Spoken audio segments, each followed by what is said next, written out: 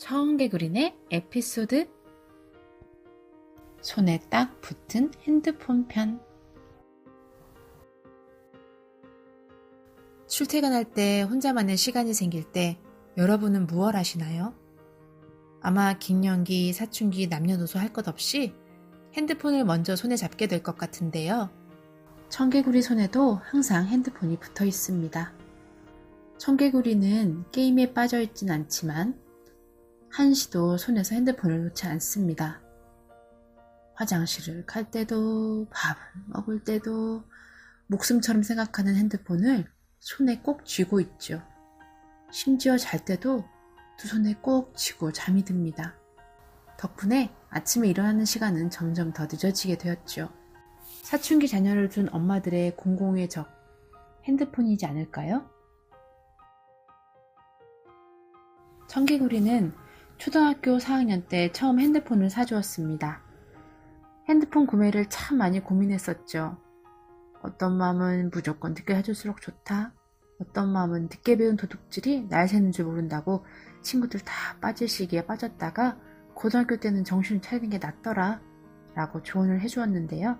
청개구리 맘이 직장을 다녔으니 학교 후 아이의 위치와 안전이 걱정이 되기도 했고, 청개구리가 나만 빼고 다 있어, 나만 없어, 나만 친구들이 무슨 말하는지 몰라 라고 하는 얘기에 핸드폰을 사주게 되었어요.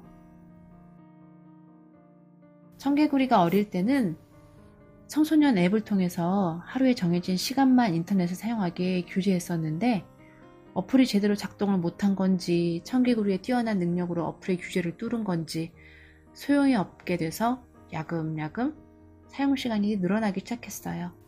그래서 하루에 1시간 사용, 2시간 사용으로 규칙을 정해놓고 사용하기로 했죠. 그런데 6학년 때부터는 청개구리가 집에 오는 시간이 늦어지기 시작했어요. 세상이 험해서 핸드폰을 사준 건데 전화를 해도 받지도 않고. 그때 불현듯 아파트 1층에서 가방을 맨 채 게임에 빠져 내내 서있던 남학생의 모습이 떠올랐어요. 1층에서는 자기 집에 와이파이가 터지니까요. 집에서는 규칙이 있어 사용을 못하니 최대한 늦게 집에 들어오기 시작하는 거죠. 그때쯤 깨닫게 되었어요. 편의점은 만난 간식 때문이 아니라 무료 와이파이가 터져서 아이들의 성지가 된 것이고, 식당에 들어가지도 않고 그 앞에 서 있는 아이는 식당의 와이파이를 사용하는 것이라는 것을. 어떤 맘은 집에 있는 공유기 끊고 부모는 무제한으로 바꿨다. 어떤 맘은 아이가 집에 있을 때는 공유기를 끄고 밤에도 공유기를 끌어안고 잔다라고 하길래 그렇게까지 해야 하나 싶었는데, 그 엄마들이 왜 그렇게까지 하는지 이해가 되기 시작했어요. 규칙을 안 지키면 다음날 압수하는 방법을 쓰기도 했지만, 청개구리가 중학생이 되고 주변에 자유롭게 사용하는 친구들을 만나고부터는 내 핸드폰을 엄마가 규제하는 것은 옳지 않고 핸드폰 규제 때문에 스트레스를 받는다며 내가 조절할 테니 간섭하지 말라며 분노를 동반해서 선전포고했고, 지금 청개구리네는 핸드폰 전쟁의 절정을 달리고 있어요. 핸드폰에 대한 청개구리맘과 청개구리 이야기를 들어보실래요?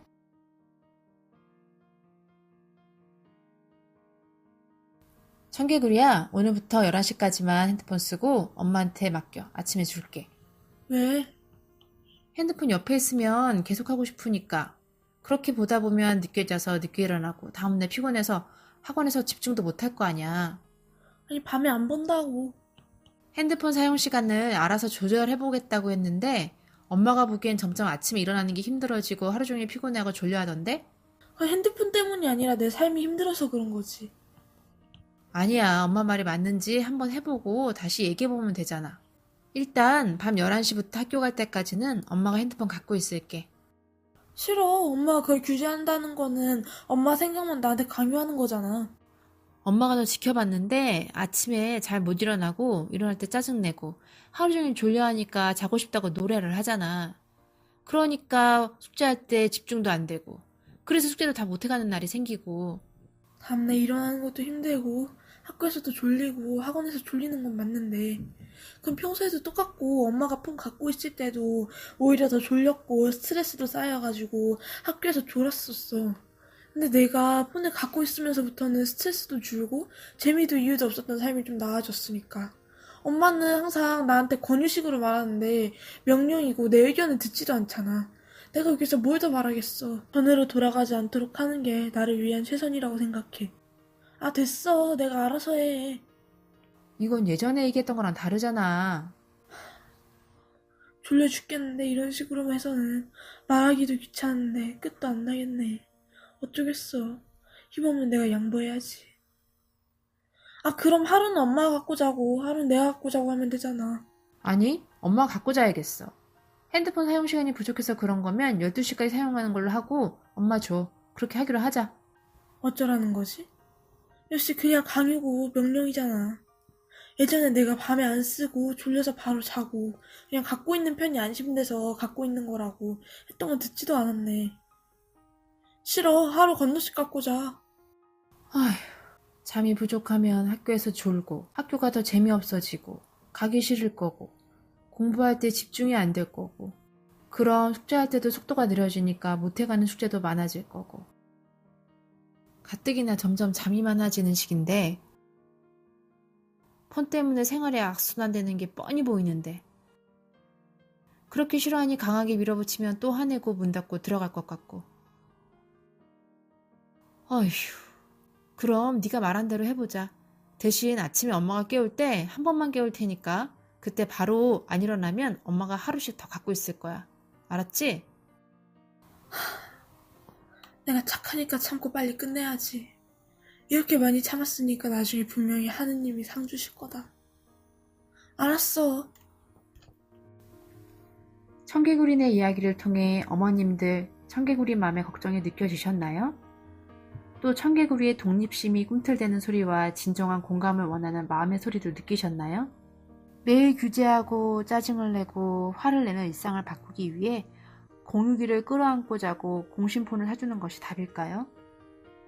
아이들 스스로가 공부할 때는 잠시 핸드폰을 꺼두고 정말 필요할 때 예를 들어 반톡에서 회의를 한다거나 수행평가를 상의해야 한다거나 너무 스트레스를 받아서 잠시 게임 한 판을 통해 스트레스를 풀고 싶다거나 그럴 때 핸드폰을 조절해서 사용해 보도록 부모님의 관심과 허용 안에서 스스로 노력할 수 있도록 이끌어줘야 하지 않을까요? 그럼 도대체 우리 청개구리는 어떻게 하면 좋을까요? 우선 엄마인 제가 청개구리를 더 믿어줘야겠죠?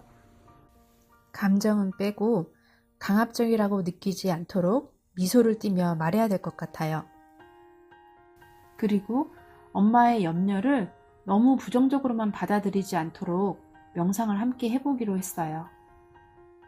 사춘기 시기의 뇌는 감정을 조절하는 전두엽은 거의 기능을 못하고 화나 분노를 담당하는 편도체가 매우 활성화되어 예민하게 반응합니다. 청개구리도 편도체가 활성화돼서 청개구리 맘의 걱정과 염려를 부정적으로 바라보는 것은 아닐까요? 그래서 오늘부터 들떠있는 편도체를 가라앉혀주고 전두엽을 깨우는 토닥토닥 명상을 함께 해보기로 했어요.